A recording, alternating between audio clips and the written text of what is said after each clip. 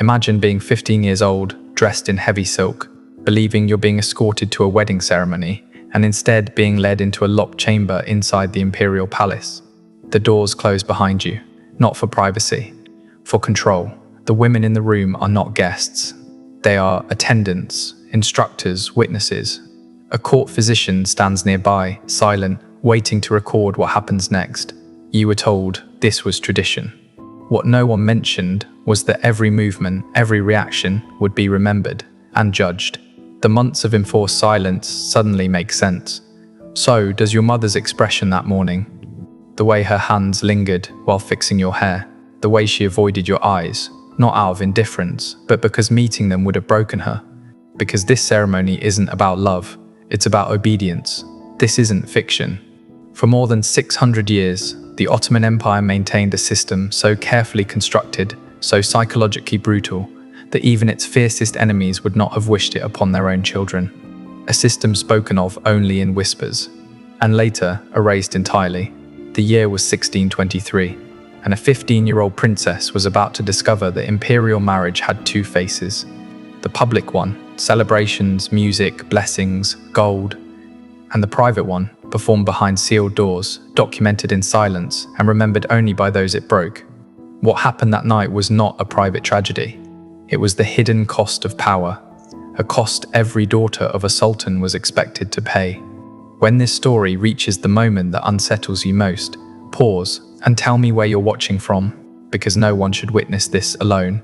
Now, return with me to the empire itself. For over 6 centuries, from 1299 to 1922, the Ottoman Empire stretched like a shoreless ocean across 3 continents. Its armies thundered from the walls of Vienna to the deserts of Yemen. After the fall of Constantinople in 1453, the city was transformed into Istanbul, the beating heart of imperial power, and Topkapi Palace rose as its most dazzling symbol. Within those gilded walls, the fate of nations was decided, but in the shadows, the fate of souls was sealed. Hidden behind lattice windows and endless corridors, the imperial harem formed a parallel world, a sealed universe where more than 800 women lived at the height of its splendor. Every breath was observed, every gesture measured. Advancement and destruction often differed by a single misstep.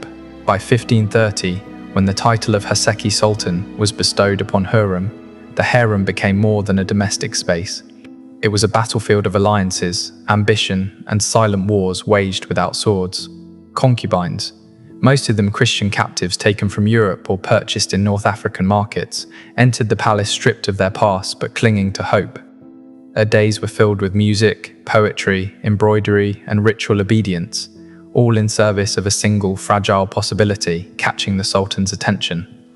Ironically, many of these enslaved women possessed more paths to influence and even freedom than the daughters born at the very summit of power, because royal blood came with its own prison. During the period historians now call the Sultanate of Women, figures like Kursem Sultan and Turhan Hattis Sultan exercised astonishing influence, guiding councils, steering wars, and ruling from behind veils of protocol.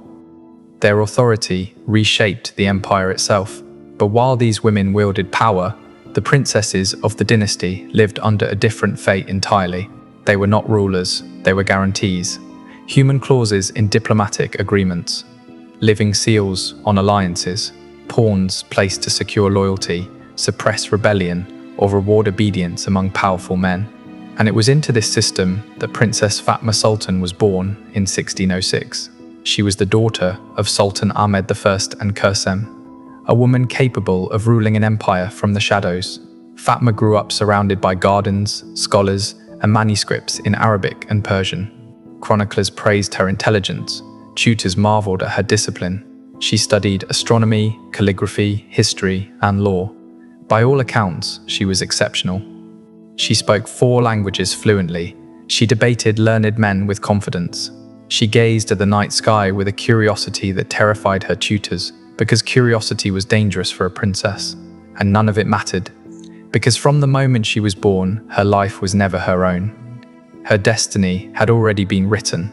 She would be given in marriage, not for love, not for choice, not for happiness, but as a mechanism of power. From the moment of her birth, Fatma Sultan's future had already been written on invisible parchments. She would be married, not when she was ready, not if she wished it, but when the empire required it. Her body would serve diplomacy. Her obedience would seal alliances. And so the decision was made. The man chosen was Kara Mustafa Pasha, a commander hardened by years of war against Persia, nearly 20 years older than her. The union was not born of affection or even familiarity. It was forged through calculation. For him, marriage meant advancement, protection, and proximity to power. For her, still a teenager, it meant becoming a living instrument of state policy, a piece placed on the imperial chessboard. And 3 months before the wedding, the true ordeal began. The process was called Tervil and Mubarak, the so-called sacred education. Reserved exclusively for princesses, it had no equivalent anywhere else in the world. This was not instruction, it was conditioning. A system refined over centuries to strip royal daughters of pride and replace it with unquestioning obedience. The woman assigned to oversee it was Gulnar Hatun, 60 winters old, head of the harem and a veteran of more than a dozen such preparations. She had seen princesses break before. She knew exactly how long it took. Under her unyielding supervision, Fatma was led into the dais, the bride's chamber, a room lined with Persian carpets and dark ebony panels. Nothing inside was decorative. Every object carried meaning. Every angle reminded the girl of her purpose. From dawn until noon, day after day, Fatma was forced to rehearse rituals of reverence. 18 distinct forms of bowing. Each posture served a function: how to greet, how to serve, how to kneel, how to lie down, how to wait in silence for her husband's arrival. Even walking was no longer instinctive. She was drilled in the urush and the seche, steps measured to the finger's width, head lowered at precisely 30 degrees, hands never rising above the heart. Every movement erased the memory of who she had been. Every correction pushed her closer to the figure she was expected to become. But movement was only the beginning. Speech became the most merciless discipline of all. Fatma's vocabulary was reduced to just 43 approved words, expressions of gratitude, apology, submission, acceptance. Nothing else. Any attempt to speak freely, any deviation of tone, any question asked out of turn was punished. Fasting, isolation in damp rooms of reflection, public humiliation before the court. Her obedience was not assumed, it was tested. At regular intervals, Fatma was brought before a tribunal of women and eunuchs, presided over by her own mother, Kursem. There, her compliance was evaluated as if it were currency, measured, weighed, and judged. And still, this was not the worst part. Hidden beneath the palace, in underground chambers few ever entered, preparations for the first night began. They were called Talim and Gerdek. Exact replicas of bridal chambers had been constructed below ground. Inside them stood wax mannequins, anatomical figures commissioned from Venetian artisans, crafted with unsettling precision. Before stern instructors, Fatma was forced to rehearse gestures and acts no girl her age should have been made to understand. Every reaction was recorded in coded logs: fear, tears, resistance. Each sign of distress condemned her to more sessions, more repetition, more conditioning. Slowly, methodically, the girl who once gazed at the stars was reduced to a compliant body. Her curiosity dismantled, her spirit disciplined into silence. She was no longer a daughter of emperors. She was an apprentice to her fate, and the training did not stop there. Beyond posture, movement, and silence came endurance. Any sign of resistance, a lifted chin, a misplaced sigh, a defiant glance, brought punishment. Prolonged fasting until weakness set in. Repetitive exercises designed to exhaust the body. Confinement in cold, airless cells. Often, these humiliations were carried out in front of the entire female court, not in private, not discreetly, publicly, as if she were a disobedient servant rather than a princess of royal blood. Alongside physical control came mental purification. Fatma was forced to memorize verses drawn from Ottoman and Persian treatises on marital obedience.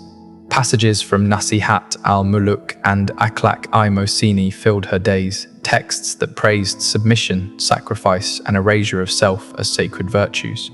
She recited them aloud before concubines and eunuchs who acted as judges. The girl who once spoke of astronomy and poetry now repeated words designed to extinguish her will. Prayer, too, became a weapon. 5 times a day, at exact hours, Fatma was required to perform specially composed prayers written by the empire's ulema. These were not acts of personal faith. They were instruments of control. Prayers meant to dissolve individuality and redirect devotion entirely toward her future husband. Even her body learned submission through worship. And still, the humiliations continued. Twice each week, before the entire female court, Fatma was required to serve her own father's favored concubines. She washed them, combed their hair, fed them by hand, dressed them for their nights with the Sultan. This ritual was deliberate. It was meant to crush the final remnants of pride, to teach the princess that even those who shared her father's bed stood above her. Witnesses later noted that Fatma often broke down in sobs while fastening garments on those women, her hands shaking as the court looked on in silence. 1 week before the wedding, the regimen intensified. Fatma was moved to the Gelin Kirku, the bride's pavilion, an isolated structure sealed from outside sound. There, every detail of her existence was controlled. Her meals were regulated: pomegranates, honey, almonds, goat's milk, Yemeni spices. Her baths were supervised daily, using perfumed oils infused with valerian, poppy, and orange blossom. The elixirs were prepared by alchemists trained in Cordoba and Samarkand. They were designed to calm, to soften, to induce surrender.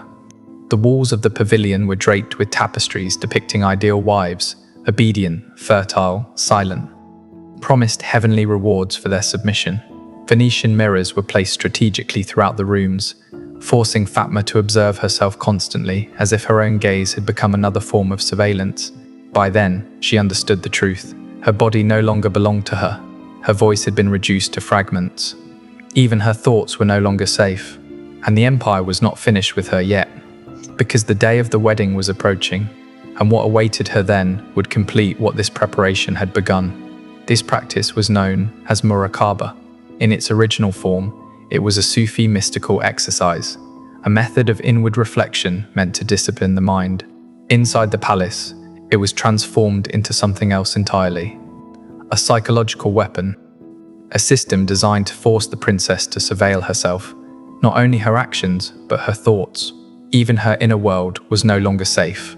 In that isolation, Fatma began to understand the full extent of what had been done to her. She was no longer the mistress of her own life. Her body had been trained into obedience, her voice reduced to fragments, her thoughts reshaped into reflexes of submission. The preparation had achieved its purpose. The curious, intelligent young girl who once dreamed of the heavens had been methodically erased. And then the day arrived. March 15, 1623. From the first light of dawn, Istanbul pulsed like an overflowing heart, the streets filled with incense and music. Processions wound through the city. In Topkapi Palace, banquets were laid on gold tableware, and guests moved through halls alive with celebration. There were dances from Persia and Andalusia, songs performed by the empire's finest musicians. Janissaries competed before the Sultan, displaying strength and discipline. To the people, it looked like a festival worthy of heaven itself. For Fatma, it was a sentence being carried out. Chroniclers noted that while guests laughed and drank wine, the princess remained silent. Her lips were dry, her gaze unfocused. Palace physicians watched her closely, recording tremors, cold sweats despite the cool March air, an absence of appetite, and sudden episodes of breathlessness. Signs we would now recognize as severe anxiety. Public splendor masked private terror, and when the final toast was raised and the civilian guests withdrew, the most dreaded moment began. Fatma was escorted from the palace halls toward the nuptial pavilion, built deep within the private gardens, according to ancestral plans dating back to the time of Mehmed II. The structure was octagonal, divided into 3 ascending levels. Each level served a purpose: purification, presentation, consummation. Nothing about this architecture was accidental. Every corridor, every threshold had been designed to strip the princess of agency and transform the ceremony into an act of total submission. The first level was known as Tajhar Katu, the chamber of purification. There, Fatma was subjected to ritual baths that lasted for hours. Carrara marble reflected torchlight across the water. Essences of damask rose, shiz oil, sandalwood, and Somali ambergris clung to her skin. Alchemists applied ointments infused with diluted opium, mandrake, and other substances meant to calm the body and dull resistance. Court doctors described the resulting state as an ecstasy of mission. The second level was Teslim Katu, the floor of surrender. Here, Fatma was dressed in her nuptial gown, white silk woven with gold thread, adorned with pearls from the Persian Gulf. To an outsider, it appeared regal. In truth, it was engineered